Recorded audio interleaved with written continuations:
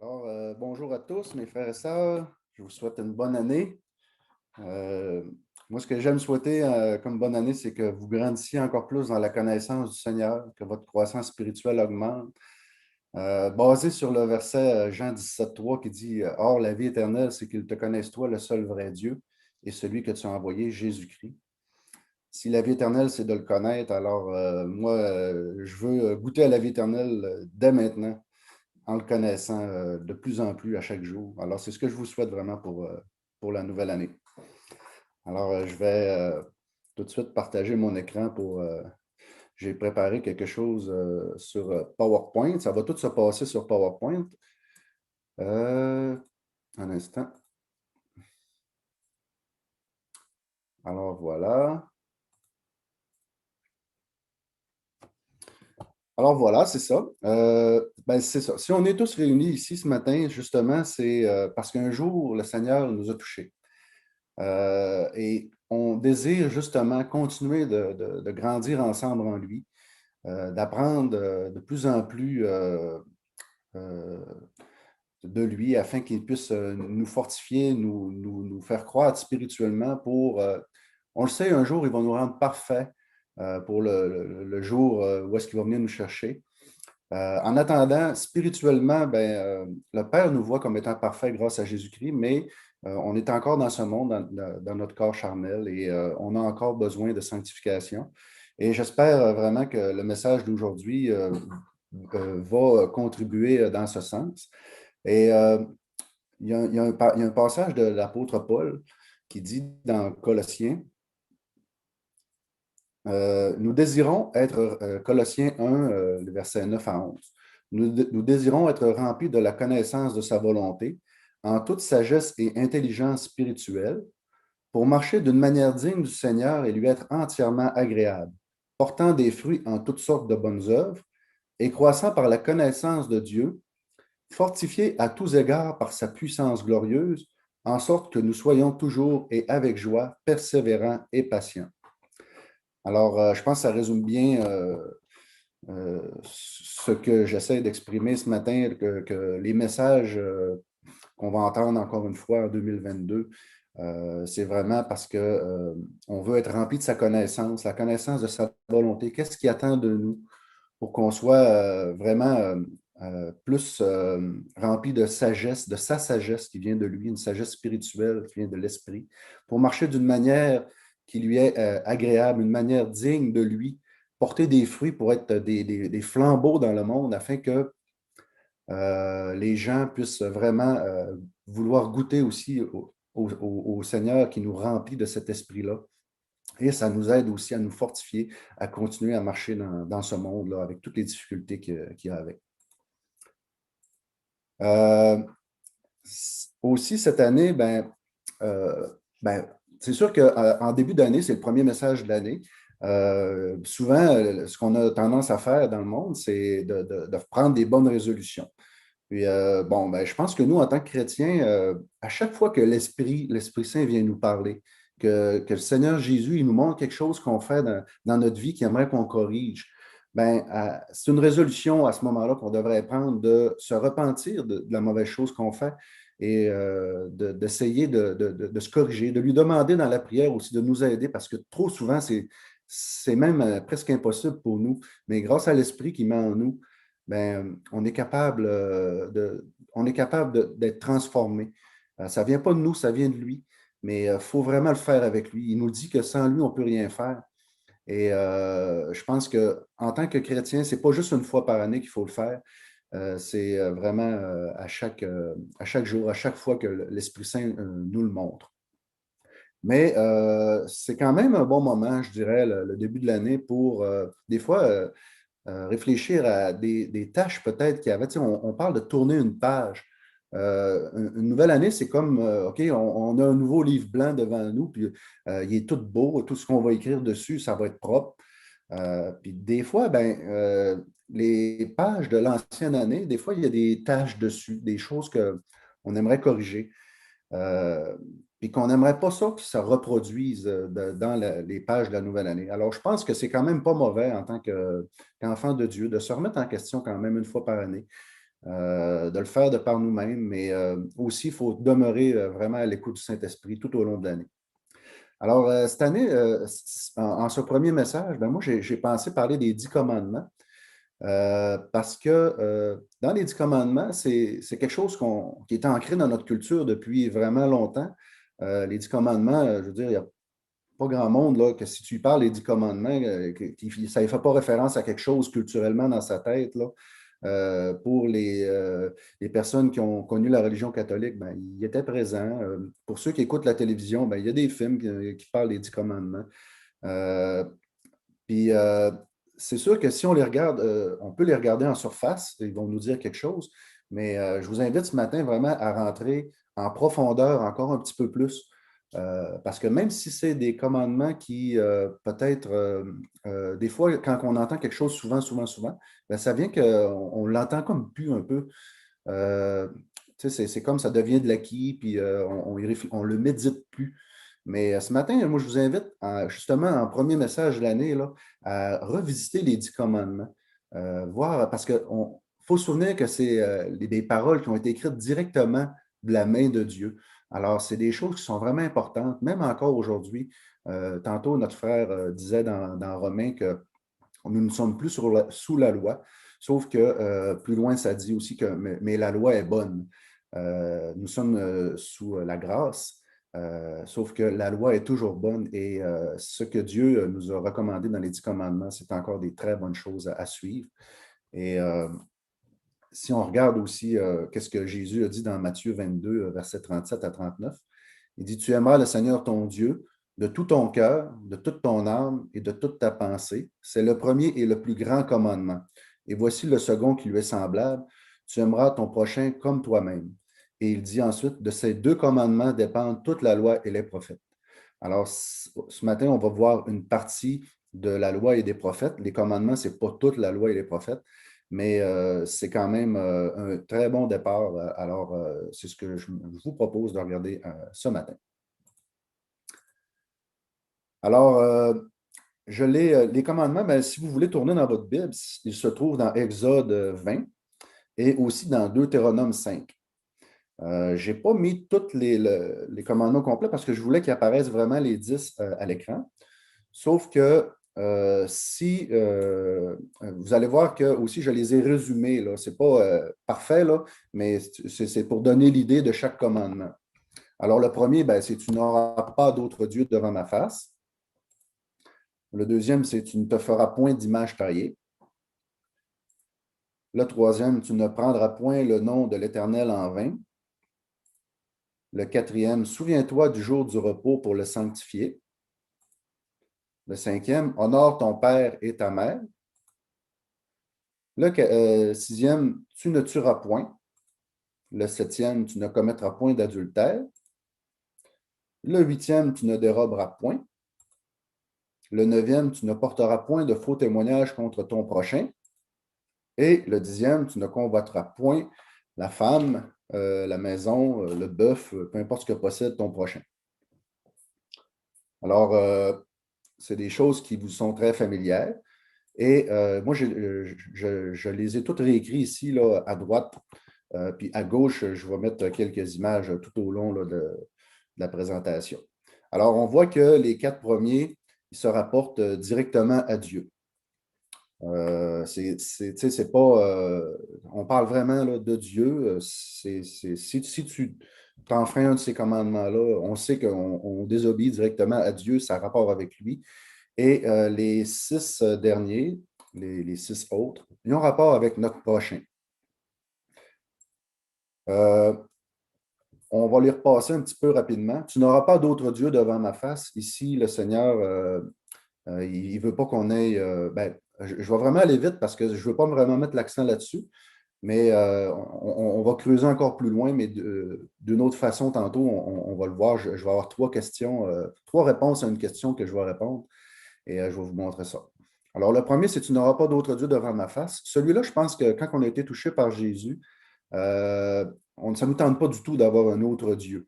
Alors, je ne pense pas que les chrétiens ont de la misère avec ce commandement-là. L'autre, tu ne te feras point d'image taillée.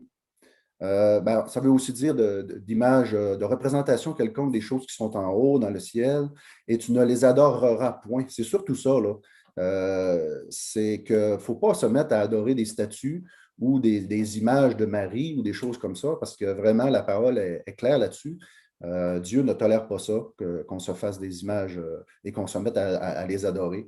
C'est des choses qui ne respirent pas, qui ne parlent pas, qui ne font rien, qui ne sont pas en mesure de rien faire. Et c'est de l'adoration, c'est de l'idolâtrie, je dirais. Le troisième, tu ne prendras point le nom de l'Éternel en vain. Ça peut être compris comme ne pas blasphémer, ne pas dire les mots que les Québécois ont tendance à utiliser souvent, qui sont d'origine de la culture catholique. Ou bien non, ça peut être aussi de dire des faussetés sur Dieu, de parler de Dieu comme si il n'était pas vraiment le créateur du ciel et de la terre, et un peu le minimiser. Et c'est un peu un blasphème aussi de faire ça. Alors, c'est aussi comme ça qu'il faut le comprendre. Le quatrième, souviens-toi du jour du repos pour le sanctifier. Celui-là, ben, c'est sûr que dans le temps, il était demandé vraiment pour que le peuple de Dieu prenne vraiment un temps, une fois par semaine, comme Dieu avait créé les cieux et la terre en 7 jours, en 6 jours, et qu'il s'était reposé le septième jour. Il demandait à son peuple de faire de même.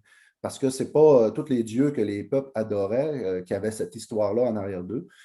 Mais vraiment, c'était typique du Dieu créateur, du Dieu Yahvé, l'Éternel, d'avoir créé les cieux, toute la création en 6 jours, et que le sixième jour, il s'était reposé. Alors, il demandait vraiment aux Israélites de se reposer le septième jour pour passer du temps vraiment pour lui accorder du temps à lui et non au travail. Alors, pour nous, l'apôtre Paul, à un moment donné, dans le Nouveau Testament, il nous dit que euh, ça ne s'applique plus de la même manière parce que notre repos se trouve en Jésus-Christ. Jésus est venu accomplir la loi et les prophètes. Il a tout accompli et il nous donne maintenant le repos éternel. Alors, pour nous, ce n'est pas tant un péché aujourd'hui de travailler le jour du Seigneur, on va dire le dimanche. Sauf que c'est encore aussi important de lui accorder du temps, un temps à lui. Moi, je ne dirais pas une fois par semaine, mais vraiment quotidiennement et plusieurs fois par jour, même si c'est possible. Alors, ça, c'est les quatre commandements qui parlent directement de Dieu. Maintenant, on va regarder ceux qui parlent de notre prochain. Alors, le cinquième, c'est honore ton père et ta mère. Je pense que dans toute famille normale, je pense que c'est un commandement qui est quand même à la portée de tous, là, de dire des bons mots à propos de nos parents. Mais aussi, il faut savoir que dans le temps, le premier de la famille, c'était lui qui devait prendre soin des parents lorsque eux devenaient âgés et n'étaient plus capables de travailler. Alors, ça se passe encore aujourd'hui, même dans nos cultures. En Chine, par exemple, si on va à Shanghai, euh, quand on va à Shanghai, eux autres, il y avait une surpopulation à un certain moment donné. Puis on entendait parler en Chine, il y a beaucoup d'adoptions de filles. Il y a beaucoup de filles, de femmes aujourd'hui au Québec qui viennent de la Chine parce que eux autres, ils donnaient leurs filles en adoption. La raison, je me l'ai fait expliquer là-bas, c'est parce que encore jusqu'à tout récemment, euh, les gens préféraient, ils avaient le droit à juste un enfant proche de Shanghai, là, des grosses villes, Pékin peut-être aussi. Et il avait le droit d'avoir juste un enfant. Alors, il préférait garder un homme parce que c'est lui, encore une fois aujourd'hui, qui, lorsqu'il travaille et que ses parents sont à la retraite, c'est lui qui subvient aux besoins de l'enfant dans leur culture, aux besoins, excusez, des parents. Dans leur culture, c'est encore comme ça aujourd'hui. Alors, ce n'est pas quelque chose qui est vraiment loin de nous, d'honorer nos parents en tant que tels. Il y a des peuples qui le font encore de cette manière-là. Puis nous, au Québec, c'est un peu différent. Mais c'est encore super important d'avoir des bons mots pour eux, de les visiter, de s'assurer qu'ils vont bien. Parce qu'on sait que plus qu'on devient âgé, plus qu'on perd un peu de nos capacités. Alors, c'est important d'en prendre soin. Je pense que c'est un commandement qui est encore à la portée de tous. Ensuite, le sixième commandement, tu ne tueras point. Tu sais, si je ferais lever la main ce matin, est-ce combien de gens ont tué quelqu'un? Je ne suis pas sûr qu'il y aurait beaucoup de mains levées. C'est un commandement qui est encore là, qui est quand même facile à respecter. Mais on voit que plus on descend, on continue, tu ne commettras point d'adultère. Maintenant, je n'oserais pas faire lever la main dans l'Assemblée là, pour ne pas mettre personne mal à l'aise, là. Mais sauf que ça, on le voit un petit peu plus. Alors, ça devient plus difficile de ne pas le respecter. Euh, alors, si on continue encore, tu ne déroberas point. Ben là, moi, excusez-moi, mais je suis obligé de lever la main. J'ai déjà volé des petites choses. Qui n'a jamais volé? Des fois, on emprunte des choses à long terme. C'est un terme des fois qu'on utilise pour ne pas dire qu'on a volé quelque chose, mais moi, quand j'étais jeune, j'ai déjà volé un jouet dans le carré de sable d'un de mes amis. Après ça, ça m'est déjà arrivé aussi de mettre 15 minutes de trop sur ma feuille de temps. C'est tout du vol, ça. Fait que à ce moment-là, moi, c'est là que je peux déjà dire que je ne remplis pas les 10 commandements. Ensuite, le neuvième, tu ne porteras point de faux témoignages. C'est sûr que on faut le voir un peu dans un contexte d'être en cours, là, dans un procès.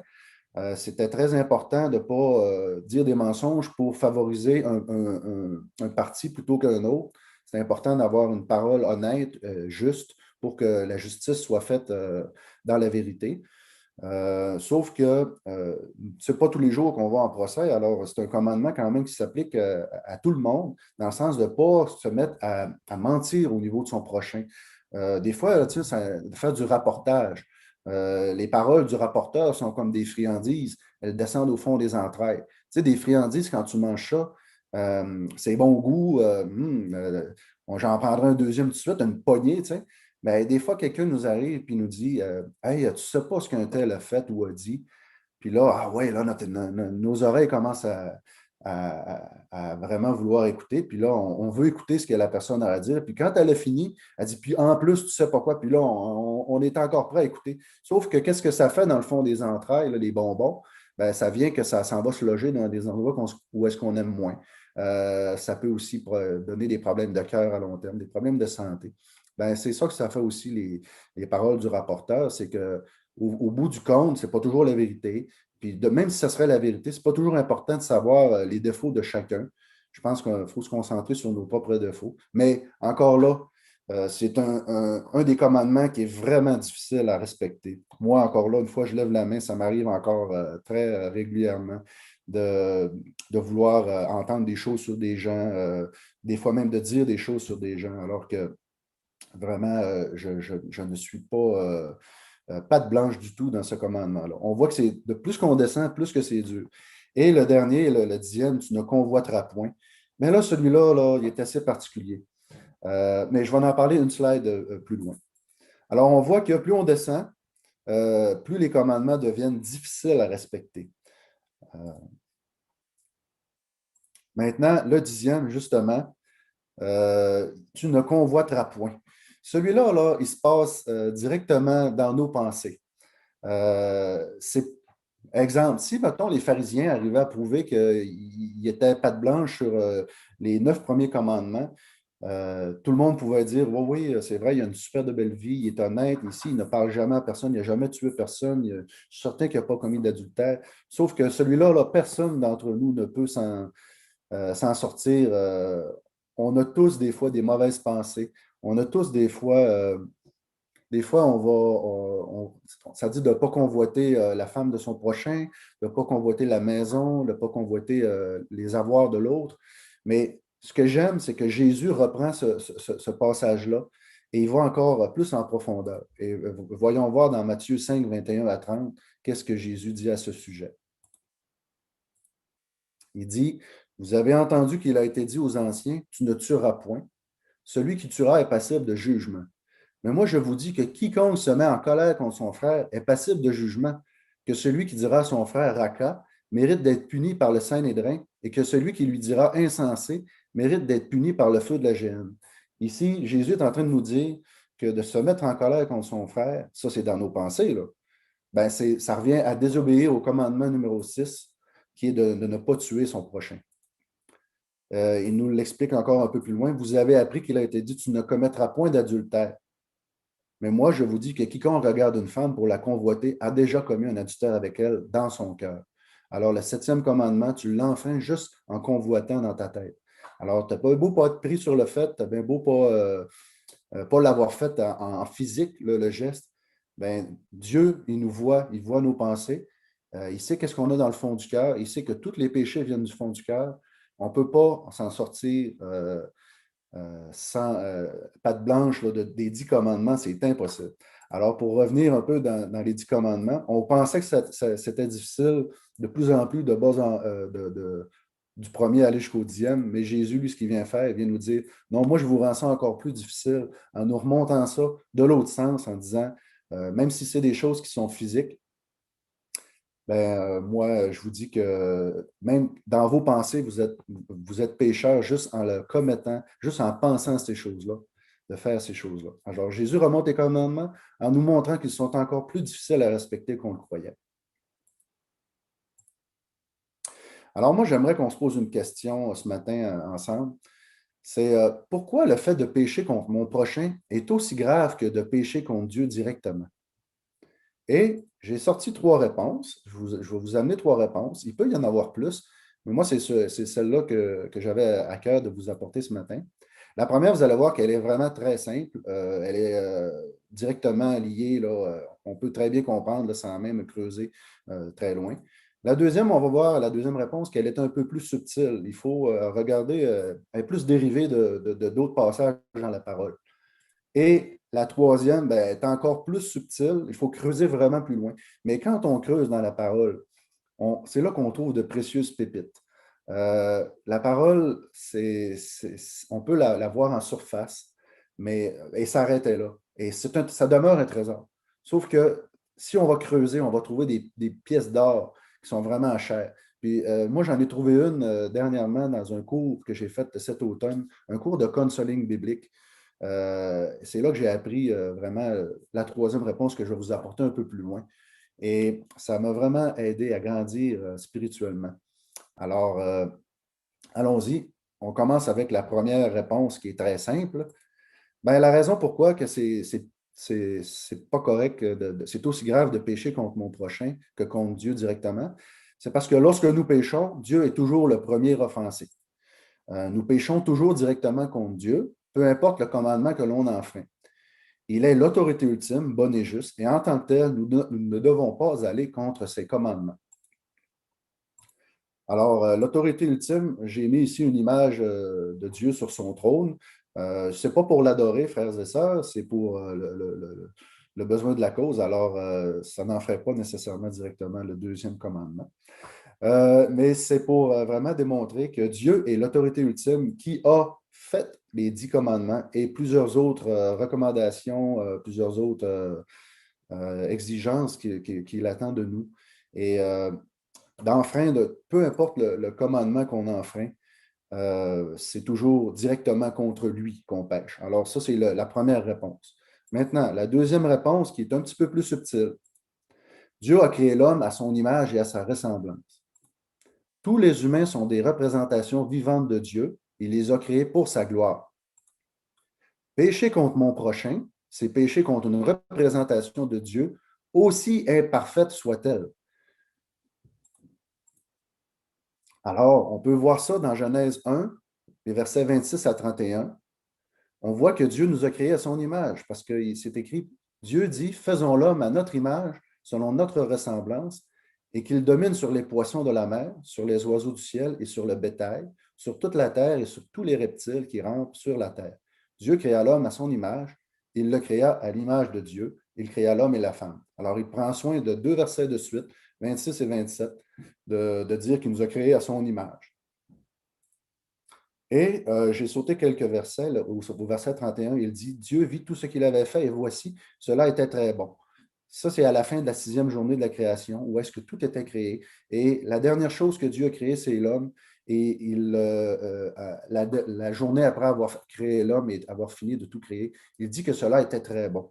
Les 5 jours d'avant, il avait dit cela était bon. Mais quand il a créé l'homme, vraiment, c'était le summum de la création. Il a dit que cela était très bon. Alors, on voit que l'autorité ultime, je l'ai placée ici vis-à-vis Dieu, vis-à-vis les versets qui ont rapport avec Dieu. On voit que Dieu a créé l'univers physique et il a désiré être représenté dans celui-ci par une créature faite à son image et à sa ressemblance. Alors, j'ai mis une image, on va dire que c'est Adam et Ève dans le jardin d'Éden. C'est préférable qu'ils soient habillés. Je ne sais pas s'il y avait déjà commis le péché, mais on sait qu'en temps normal, lorsque Dieu a fait la création, ils étaient nus et ils n'en avaient point honte. Mais pour le besoin de la cause, je les ai laissés habillés. Alors, j'aimerais qu'on se questionne. Lorsque le chef d'un peuple s'approprie un nouveau territoire, que fait-il souvent pour démontrer sa présence et son autorité? Pour asseoir son autorité, mettons, dans la ville, une des villes conquises, souvent, le chef d'un peuple va faire ceci. Il va mettre une statue de lui-même. Ici, on voit que c'est Napoléon Bonaparte. On sait que les Français ont conquis un grand territoire grâce à Napoléon. Et Napoléon avait mis quelques statues de lui-même dans les villes conquises. Avant lui-même, Jules César l'avait fait aussi avec les Romains. Et il y a aussi Alexandre le Grand qui l'avait fait avant Jules César, avant l'époque des Romains. C'était l'époque des Grecs. Ils mettaient c'était des conquérants. Et lorsqu'ils arrivaient ils prenaient possession d'un nouveau territoire, ils mettaient des statues d'eux-mêmes pour dire que c'est moi qui est ici, c'est mon territoire, ça m'appartient. Il y a quelque chose d'autre aussi qu'ils faisaient. Ils plaçaient des gens au milieu des territoires, ils divisaient le territoire en certaines régions, puis ils plaçaient des gens pour être des représentants d'eux-mêmes. Parce que ceux qui étaient conquérants avaient leurs propres lois, leurs propres règles, et ils demandaient aussi des tribus, des impôts. Et ça prenait des gens pour faire respecter les règles et s'assurer que les impôts étaient payés euh, au pays là, ou à la ville qui était conquérante. Et du temps de Jésus, César avait des gouverneurs dans chaque territoire conquis, dont Ponce Pilate en Judée. On peut le voir dans Matthieu 27, 2. On connaît tous Ponce Pilate. Alors, la Judée, je l'ai pointé en bas à droite. Ça, c'est tous les territoires autour de la mer Méditerranée, en rose. On voit, ça, c'est le territoire que les Romains avaient conquis. C'est une carte, mettons, qui représente les territoires conquis en 116 après Jésus-Christ. Mais on peut supposer que ce n'était pas tellement différent dans le temps de Jésus.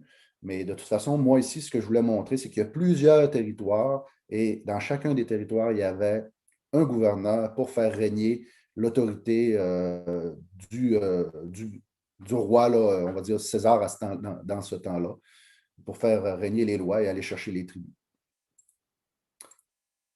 Alors, si on revient dans Genèse 1, 26 à 31, et cette fois-ci, j'ai mis en gras une autre partie du texte. Là, je n'ai pas dit, je ne mets pas qu'il a fait l'homme à son image et à sa ressemblance, mais je fais ressortir le fait et qu'il domine sur les poissons de la mer, sur les oiseaux du ciel, sur le bétail, sur toute la terre et sur tous les reptiles qui rentrent sur la terre parce que Dieu nous a donné aussi un mandat de dominer sur la terre. Alors, Dieu a créé la terre, il a mis des représentants de lui-même qui sont les humains, des statues vivantes, et en plus, il veut que nous dominions, que nous soyons le représentant sur la terre. Alors, ici, je l'ai mis en image. Dieu a fait des statues. On peut dire encore que je l'ai mis vis-à-vis mon prochain, parce qu'on parle du prochain. Ensuite, les statues, lui, il a créé des statues, mais à son image et à sa ressemblance. Ce pas des statues qui sont inanimées, qui ne peuvent rien faire. Non, il a créé des personnes qui lui ressemblent, qui peuvent avoir des émotions, qui peuvent penser, réfléchir, qui peuvent parler, qui peuvent dominer. Le chef d'un peuple devait avoir des statues à quelque part, mais devait aussi avoir des gouverneurs. Dieu, lui, a pris les deux, il les a réunis ensemble, il a fait l'homme pour le représenter sur terre. Alors, on a des commandements qui s'adressent directement à Dieu et on a des commandements qui s'adressent directement au prochain, des statuts de Dieu. Et dans Genèse 1, 28, il le répète. Il dit, soyez féconds et multipliez. Il répète en bas, là, il dit, dominez sur les poissons de la mer, sur les oiseaux du ciel et sur tout animal qui se meut. Mais en plus, il dit, soyez féconds, multipliez et remplissez la terre. Eh bien, aujourd'hui, frères et sœurs, on sait que l'humain est je voudrais dire espèce, mais je trouve que ça compare aux animaux, et on n'est pas des animaux. mais on est l'être vivant sur la terre qui domine sur tous les autres êtres vivants. Il n'y a pas, y a pas un peuple qui peut dire le contraire. Vous pouvez regarder sur Internet des articles de qui domine sur la Terre. Il n'y a pas un animal qui domine sur la Terre, c'est l'être humain qui le fait. Alors, on a bien rempli ce mandat-là qui nous a été donné, même si le péché nous fait faire des choses, des fois, qui font en sorte que bon, ben, on n'en prend pas si soin que ça de la terre parce qu'en fait, on la pollue, puis il y a des iniquités, mais ce n'est pas grave. On est quand même des images de Dieu, ternies par le péché, malheureusement, mais ça, on l'a vraiment fait. C'est Dieu qui nous en a donné la capacité et on a réussi à le faire. Alors, pour résumer, ben, mon prochain est une statue vivante de Dieu. Mon prochain est un représentant de Dieu aussi sur la terre, même s'il ne le sait pas ou s'il n'agit pas comme tel. C'est aussi grave de pécher contre une statue vivante de Dieu, une image qu'il s'est fait de lui-même, que d'enfreindre l'un des trois premiers commandements qui le concernent directement. Ben, ici, j'ai écrit trois parce que le quatrième, comme je vous ai expliqué, dans le Nouveau Testament, il n'est pas aussi. On n'est pas tenu de le respecter parfaitement, là, à cause que nous sommes en Jésus, nous sommes déjà dans le repos de Dieu promis. Alors, bien que l'image de Dieu soit dégradée par le péché, il n'en demeure pas moins que nous sommes toujours créés à son image. Et c'est là le clou, en fait, de toute l'histoire, c'est que Dieu, dans cette image, c'est dans cette image-là que Dieu a décidé de venir se faire chair parmi nous en Jésus. Et c'est vraiment quelque chose d'important pour lui. Il avait choisi ça comme ça. Et on sait qu'aujourd'hui, grâce à Jésus, un homme trône sur le siège de Dieu. Jésus-Christ lui-même qui s'est fait homme. Alors, sachez, frères et sœurs, que l'homme est très important pour Dieu. Ici, encore une fois, j'ai mis une image. J'ai choisi celle de celui qui fait Jésus dans The Son of God. J'aime beaucoup ce film-là. Je l'ai écouté quelques mois après ma conversion en 2014 lorsqu'il est sorti. J'étais à peu près, il n'y avait vraiment pas grand monde dans le cinéma. Et j'ai versé des larmes. J'ai vraiment été touché par ce film-là. C'est un film que j'apprécie beaucoup. Donc, il y a des versets aussi dans la Bible qui nous disent que Jésus est l'image parfaite de Dieu. Il est l'image du Dieu invisible. On le voit dans Colossiens 1,15. Il est le Fils, oh, excusez, le Fils est le reflet de sa gloire et l'expression de sa personne. Hébreux 1,3. Imaginez, c'est un homme. Il est venu se faire en tant qu'homme. Et si vous me connaissiez, vous connaîtriez aussi mon Père. C'est Jésus qui parle. Et dès maintenant, vous le connaissez, vous l'avez vu. Tous ceux qui ont vu Jésus ont vu le Père. Alors, c'est vraiment merveilleux de voir ça. Alors, il faut vraiment faire attention quand on a des mauvaises intentions, des mauvaises pensées ou des fois quand on juge notre prochain. Puis moi, il y avait un verset vraiment, un passage que j'avais de la difficulté parce que on sait que des fois, c'est difficile d'aimer nos frères et sœurs. La parole nous le demande, on a l'esprit pour le faire, mais on a quand même des fois des moments où est-ce que, Colin, on a de la difficulté. Alors, il y a un passage, moi, que j'avais vraiment de la difficulté avec. C'était presque choquant quand je le lisais. Parce que je vais vous expliquer pourquoi. C'est le passage de 1 Jean 4,20 qui dit si quelqu'un dit j'aime Dieu et qu'il haïsse son frère, c'est un menteur. Car celui qui n'aime pas son frère qu'il voit, comment peut-il aimer Dieu qu'il ne voit pas? Euh, Personnellement, j'aime pas ça passer pour un menteur. J'aime pas ça quand la parole me dit ça parce que ça m'arrive des fois que je n'aime pas qu'est-ce qu'un des frères, un de mes frères ou une de mes sœurs a fait, ou que ce soit peut-être même pas un frère ou une sœur, un représentant de Dieu quelconque, même s'il n'est pas né de nouveau. Je me dis, Dieu, tu sais, toi, tu es parfait, tu as tout créé, tu es venu mourir pour moi, tu es bon, tu es fidèle, je vais aller passer l'éternité en ta présence. Puis tu me dis que si j'aime pas mon frère, ben c'est comme si je suis menteur, je t'aime pas. Je ne le comprenais vraiment pas avant ce passage-là. Sauf que ce qu'on vient de voir ce matin, là, ça m'aide vraiment à comprendre pourquoi c'est important. Alors, la deuxième réponse qu'on vient de voir, que nous venons de voir à la question d'origine qu'on s'est posée. La question, c'était pourquoi le fait de pécher contre mon prochain est aussi grave que de pécher contre Dieu directement? Ben, je pense que ça vient vraiment bien expliquer ce passage-là que j'avais de la misère à comprendre avant. En tout cas, pour moi, personnellement, ça m'aide à faire la lumière sur ce passage-là. Alors, maintenant, on a une troisième réponse à la question, celle que j'avais dit, en creusant, on trouve de précieuses pépites. Alors, voici c'est quoi que j'ai à expliquer ce matin. C'est que le péché tire toujours son origine d'une idole. Ça, c'est la base de la troisième réponse. Donc, pécher contre l'un des commandements relatifs à son prochain revient toujours à détrôner Dieu. Alors, si le péché tire toujours son origine d'une idole, si je pêche contre mon prochain, okay, j'ai mis un signe là, sur les humains, l'image que Dieu s'est faite.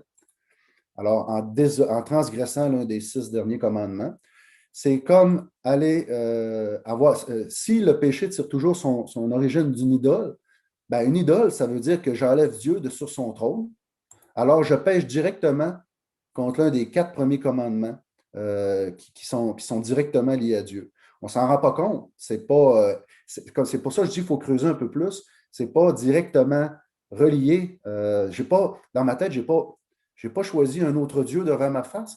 J'ai juste, mettons, j'ai juste été en colère contre un frère. Ouais, mais si tu es en colère contre un frère, c'est parce qu'il y a une idole qui motive ça. S'il y a une idole, c'est parce que tu transgresses le premier commandement. Alors, où est-ce que j'ai trouvé ça? C'est une définition du péché selon John Piper, qui est un écrivain évangélique. C'est un pasteur évangélique aux États-Unis. On a des livres de lui dans la librairie au sous-sol de notre église. Lui, il dit, le péché est toute affection, pensée, parole ou action qui provient d'un cœur qui ne chérit pas Dieu au-dessus de toute autre chose. Dieu, il faut qu'il soit au-dessus. C'est lui qui est au-dessus de toute chose et il veut être aimé en premier, comme on l'a vu, le plus grand commandement, tu aimeras le Seigneur ton Dieu de tout ton cœur, de tout ton être, de toute ta pensée. C'est le plus grand commandement, il n'y en a pas d'autre. Alors, le péché tire toujours son affection. Le péché est toute affection, pensée, parole ou action qui provient d'un cœur qui ne chérit pas Dieu au-dessus de toute autre chose. À la racine de tous les péchés, il y a un cœur qui préfère quelque chose plus que Dieu. Un cœur qui ne chérit pas Dieu au-dessus de toute autre chose. Quand on va voir ce que Jésus nous a dit dans Matthieu 15, 19, il dit, car c'est du cœur que viennent les mauvaises pensées, les meurtres, les adultères, les impudicités, les vols, les faux témoignages, les calomnies. Alors, tout ça, on retrouve ça dans les commandements qu'on a vus tantôt. Si dans le fond de mon cœur, il y a quelque chose que je chéris plus que Dieu, ça va m'amener à commettre ces péchés-là. Alors, juste pour vous le montrer en image, un cœur qui préfère autre chose que Dieu le détrône de la première place. Et qu'est-ce que ça fait? C'est comme si on enlève Dieu de sur son trône et il est le seul digne de siéger là. À toutes les fois qu'on fait ça, c'est dangereux et ça peut nous amener vraiment à commettre, ça va nous amener vers le péché. Et sachez, frères et sœurs, que nous ne laissons jamais le trône vide. Il y a toujours quelque chose qui prend la première place. Ça peut être moi-même, par mon égoïsme, mon égocentrisme, mon orgueil. Je peux être à la recherche d'une identité. J'essaie de me définir et tassez-vous tout le monde parce que j'essaie de me définir moi, c'est moi qui est le plus important. Là, je deviens mon propre Dieu.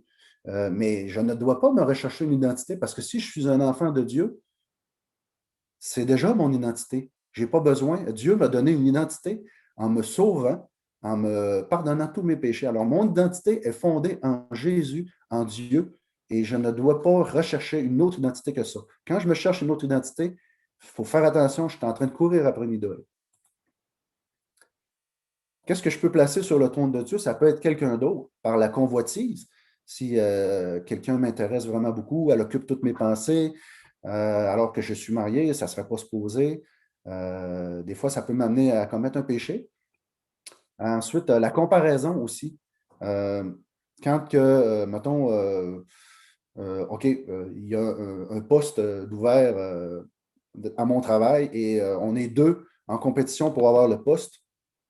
Et moi, je commence à dire aux autres, ah, lui, il est comme ça. Ah, lui, il a déjà triché à telle place. Puis là, je commence à y trouver des bobos. Là, je commence à essayer de le rabaisser. Ça m'amène à pêcher parce que là, je fais du blasphème, pas du blasphème, de la médisance envers lui.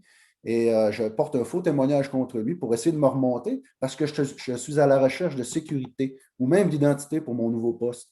Mais la sécurité, je suis censé la trouver juste en Dieu. Dieu, il me dit qu'il va pourvoir à tous mes besoins. Alors, je n'ai pas besoin de descendre les autres pour faire ça. Alors, c'est une idole. Ça peut être aussi quelque chose, mon confort, mes biens matériels. Je veux avoir plus d'argent, je veux avoir une promotion, une position. Tu sais, des fois, c'est interchangeable. La promotion, elle peut vouloir m'amener à rechercher de la sécurité, mais dans d'autres cas, c'est pour avoir une identité. Je veux me sentir quelqu'un. Ou bien non, c'est pour avoir plus d'argent, je veux être plus prospère, pouvoir m'acheter plus de choses. C'est un peu, sont toutes un peu interchangeables. Mais ce qui est important de comprendre vraiment, c'est que si je mets moi-même, quelqu'un d'autre ou quelque chose sur le trône de Dieu, c'est parce que je suis à la recherche d'une idole. C'est que je n'ai pas confiance que Dieu est capable de subvenir à tous ces besoins-là. Et quelles sont nos idoles? Qu'est-ce qui remplace Dieu sur son trône? Ben, je viens d'en parler un petit peu, là. Le trône est vide, mais il ne reste pas vide, comme je l'ai dit. Alors, souvent, l'argent, la prospérité va détrôner Dieu. La convoitise peut détrôner Dieu. Ça peut occuper toutes nos pensées, nous amener à pécher. À la recherche d'une promotion, j'ai aussi mis la comparaison. Des fois, on peut se comparer dans toutes sortes de choses, mais sachons que Dieu nous a créés uniques et qu'il ne veut pas qu'on se compare avec les autres, mais il veut qu'on fasse avec ce qu'il nous a donné. À certains, il a donné certains dons, à un autre, il a donné d'autres dons. Il ne veut pas qu'on commence à se comparer ou à se dire, ben moi, si je n'ai pas ce don-là, mais au moins, je fais ça. Ben, à toutes les fois qu'on cherche à se comparer, c'est soit qu'on recherche une identité, on cherche à se remonter, et à ce moment-là, ça nous amène à pécher contre notre prochain. Et le dernier que j'ai mis, c'est le confort, un peu, là, à la recherche de notre confort. Si moi, quand j'arrive de travailler, je trouve que je mérite un 15 minutes pour relaxer sur mon divan, je vous le dis parce que c'est comme ça que je pensais avant. Moi, je me disais, j'ai travaillé, j'arrive du trafic. Quand j'arrive à la maison, je voudrais me reposer. Ben ça m'amène à commettre des péchés parce que mon idole à ce moment-là, c'est mon divan.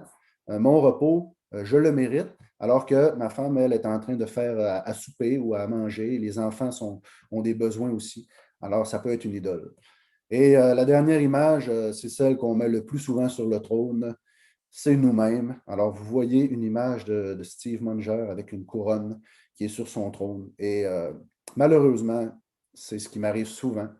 Et c'est vraiment, ça m'a fait prendre conscience de cette étude-là, qu'en faisant ça, moi, je détrône Dieu de sur son trône. En plus, qui a été crucifié pour mes péchés, euh, en plus de mon vivant en tant que chrétien, je continue à l'enlever de la place qui lui revient. Alors, l'autorité ultime, on voit que signifie mettre quelque chose d'autre sur le trône de Dieu. Ben, c'est carrément d'enfreindre le premier commandement. Tu n'auras pas d'autre Dieu devant ma face. C'est très subtil. Je n'ai pas adoré un autre Dieu physiquement en faisant des prières, des incantations à un autre Dieu ou en me faisant des statues, quoi que ce soit, mais par mon comportement, je l'ai fait. Et bon, ben, comme je l'ai dit, le péché tire toujours son origine d'une idole. Et on peut aller voir le premier péché qui nous est rapporté dans la Bible, comment ça s'est passé pour voir si ça s'applique. Alors le serpent dit à la femme, vous ne mourrez point, mais Dieu sait que le jour où vous en mangerez, vos yeux s'ouvriront et que vous serez comme des dieux, connaissant le bien et le mal. Alors, c'est vraiment une bonne référence pour dire que le péché tire toujours son origine d'une idole. En général, ce n'est pas un péché de manger un fruit. Sauf que écouter une autre voix que celle de Dieu pour en arriver à désobéir à un de ses commandements, c'est enfin le premier commandement. Et ça, là, c'est vraiment quelque chose qui me fait mal au cœur. C'est que quand on pêche contre notre prochain, c'est signe d'une mauvaise relation avec Dieu. Désobéir à un commandement en rapport avec le prochain est un indicateur d'une mauvaise relation avec Dieu. Et un enfant de Dieu est supposé avoir horreur de ça. En tout cas, moi, personnellement, j'ai vraiment été, je n'étais pas très fier, là, très heureux d'apprendre ça. Mais d'un autre côté, de l'apprendre, ça me permet de me repentir et de vouloir changer de direction et de vouloir, à toutes les fois que le Seigneur me montre que j'ai péché contre mon prochain, il me dit, Steve, reconnecte-toi avec moi, là, il y a quelque chose qui ne marche pas. Fait que c'est vraiment important qu'on en soit conscient. Moi, je ne veux pas ce matin essayer de vous décourager. Ce que je veux essayer de faire, c'est vraiment de vous faire réaliser des choses par rapport à ces commandements-là. Puis de le réaliser, c'est une révélation qui fait en sorte après ça qu'on veut avoir le désir de changer ces choses-là. Comme je l'ai dit en début de prédication, dans Colossiens 1, on veut être transformé. On veut connaître Dieu de plus en plus pour être transformé, pour être des images qui le représentent sur Terre, pour bien le représenter. Alors, c'est vraiment important qu'on sache ces choses-là. Je pense que ça peut vraiment nous aider. Alors, c'est un peu ce que je dis ici. C'est important de réaliser à chaque fois que Dieu me montre un péché, je dois me repentir et chercher à savoir qu'est-ce que j'ai placé à sa place sur son trône. Parce qu'il est le seul qui doit régner là. Il n'y a personne d'autre. Le seul qui mérite ça. Moi, ça me fait mal au cœur de savoir que quand je pêche contre mon prochain, je l'enlève de sa place. Alors, vraiment, c'est quelque chose qui, je ne peux pas tolérer ça. Dieu doit être notre seul appui. Il est le seul à pouvoir pourvoir à nos besoins d'identité, de sécurité et de prospérité. Il faut être conscient qu'on a tout pleinement en lui et qu'on n'a pas besoin de redescendre les autres, d'abaisser les autres ou de se fâcher contre les autres pour subvenir à tous ces besoins-là. Dieu peut le faire. Alors, c'était vraiment ce que je voulais vous expliquer ce matin, frères et sœurs. Moi, ça a été vraiment une révélation pour moi. Puis, c'est un cours que j'ai pris avec l'Institut de counseling biblique. C'est un cours qui ça se donne en ligne. C'est vraiment intéressant. Ça s'est donné par Mathieu Caron. Lui, il a fait ses études aux États-Unis dans une université spécialement dédiée pour le counseling biblique. Puis ça, c'est une des choses que j'ai appris dans mon cours cet automne. Mais c'est ouvert à tous. On a débloqué un budget dans le dernier budget qu'on a fait justement pour des cours. Si ça vous intéresse, moi, je vous encourage à vous inscrire à ce genre de cours-là. C'est vraiment intéressant. Qu'est-ce qu'on a fait dans ce cours-là? Il a fallu que je trouve une problématique que moi j'avais dans ma vie et que je la traite à travers différentes méthodes qui sont bibliques et que je la fasse passer vraiment.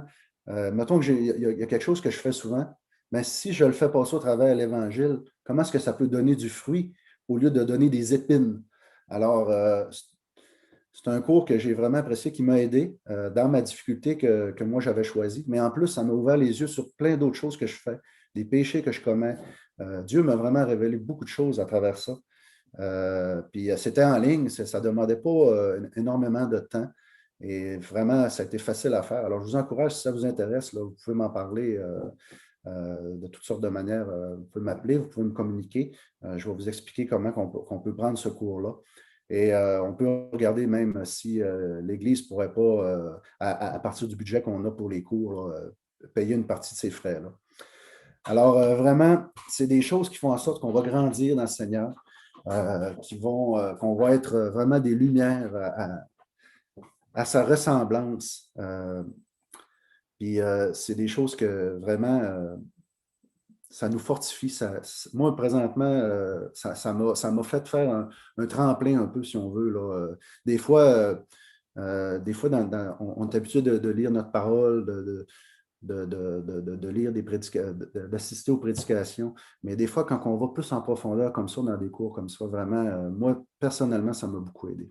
Alors, j'espère que ce matin, ça vous a touché aussi, comme premier message de l'année, que ça peut vraiment être un ancrage pour vous là, cette année, pour que vous puissiez aussi mettre ça à exécution, vous engager envers le Seigneur à chaque fois que vous voyez là, que vous avez commis un péché contre votre prochain, vraiment de demander à Dieu pardon, de l'avoir premièrement détrôné sur son trône et de lui demander aussi de vous aider à vous repentir. Alors, prions pour terminer le message. Seigneur Dieu, je veux vraiment te remercier de tout ce que tu fais dans nos vies. Je veux te remercier d'être le premier, d'être le créateur, d'être le numéro un. Et Seigneur, je veux te demander pardon au nom vraiment de nous tous qui continuons d'être sur cette terre, continuons de pécher, continuons des fois de plus se fier à notre chair ou de mettre quelqu'un d'autre sur ton trône. Alors que, Seigneur, tu as payé assez, tu as déjà suffisamment payé, Seigneur, pour qu'on puisse être auprès de toi. Heureusement que c'est toi qui vas vraiment nous transformer pour qu'on soit parfait au jour ce que tu vas venir nous chercher, Seigneur Dieu. Parce que nous, on a souvent tendance à aller du côté de notre chair. Mais, Seigneur, continue par ton Saint-Esprit, qui est une puissance que tu nous as donnée, Seigneur Dieu, de venir nous parler et de venir nous fortifier. On en a besoin. Et Seigneur, on te remercie de nous pardonner, même si on voit, Seigneur, à quel point on est pécheur. Mais c'est important de saisir à quel point on est pécheur, Seigneur, pour voir à quel point toi, tu es grand et parfait et qu'on a besoin de toi. Alors, Seigneur Dieu, encore une fois, cette année, on veut être à ton service, on veut être tes serviteurs, on veut que tu nous utilises. Alors, continue de le faire, Seigneur Dieu. Et je te prie pour continuer de vraiment bénir mes frères et sœurs qui sont ici ce matin et tous ceux qui vont pouvoir écouter le message en différé. Et Seigneur, continue de nous apporter tous tes bienfaits par ton Saint-Esprit parce que ça nous transforme et ça nous aide et on en a extrêmement besoin. Merci pour ton Fils, pour ta parole, pour ton Saint-Esprit et sois glorifié, Père Céleste. Amen.